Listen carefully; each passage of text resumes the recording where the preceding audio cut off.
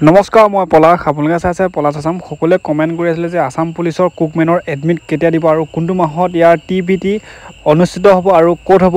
আৰু যিহেতু যোৱা বছৰ যি অসম আৰক্ষী তাত কিছুমান বিভাগ আছিলে, যেনে আছাম পুলিচ আৰু লগতে আছাম কামাণ্ডোত, আৰু এতিয়া তোমালোকৰ যি DGB অফিচত তোমালোকৰ তাত কুকমেন, চাফাইমেন, ৱাটাৰ কেৰিয়াৰ কিছুমান ভেকেঞ্চি মুক্তি পাইছে। আৰু ইয়াৰ এডমিট কাৰ্ডখন দিব তোমালোকৰ জানুৱাৰী মাহত।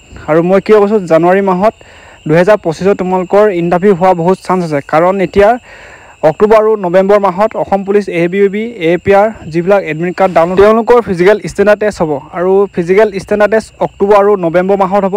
তাৰপিছত আছাম কামাণ্ডো এডমিট মুক্তি পাব। তাৰপিছত এডমিটখন তোমালোকৰ ডাউনলোড হোৱাৰ পিছত তেওঁলোকৰ ইণ্টাৰভিউ 1 মাহ হ'লে তোমালোকৰ ডিচেম্বৰ পাৰ হৈ যাব। তাৰপিছত তোমালোকৰ যিবিলাক চাকৰি পায় তেওঁলোকক জইনিং কৰাব, যেনে ইণ্ডিয়ান আৰ্মি হওক, GD ট্ৰেডমেন বুলি যেনেকৈ পাৰ্থক্য আছে, অসম আৰক্ষীটো একেই ছেম হ'ব। তোমালোকে নিশ্চয় গম পাইছা। যেতিয়া GD সভা যেতিয়া কেম্পত যাব, কেম্পত যিবিলাক কুকমেন হওক, চাফাইমেন হওক, তেওঁলোকৰ যেতিয়া প্ৰয়োজন হ'ব সেইবিলাক ট্ৰেডমেন বুলি কয় বা 4th গ্ৰেড চাকৰি।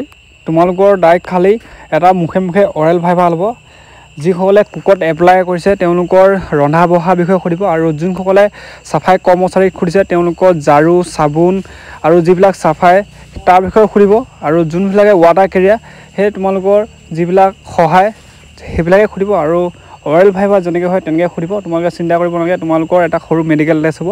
তাত কোনো ধৰণৰ ৰানিং কৰিব নালাগে বা বনাই মেলি দেখা দিব নালাগে, খালী জাষ্ট এটা TPT আৰু তাত যোনখন এক্সপিৰিয়েঞ্চ চাৰ্টিফিকেট তাত 5 নম্বৰ আছে। বাকী ডকুমেণ্টখিনি লৈ যাব। আৰু লগতে সকলোৱে কমেণ্ট কৰিছিলে কি সোধে, বিশেষ তোমালোকৰ পৰিচয়টো সুধিব। তাৰপিছত তুমি যদি কুকত এপ্লাই কৰিছা কুকৰ বিষয়ে সুধিব, যদি চাফাই কৰ্মচাৰীত এপ্লাই কৰিছা চাফাই কৰ্মচাৰীৰ বিষয়ে মানে সুধিব। তোমালোকে খালী কওঁতে ভালকৈ ক'বা। আৰু লগতে ভিডিঅ'টো আছিলে ইমানেই, আৰু সকলোৱে কৈ আছিলে মানে কোনটো মাহত হ'ব।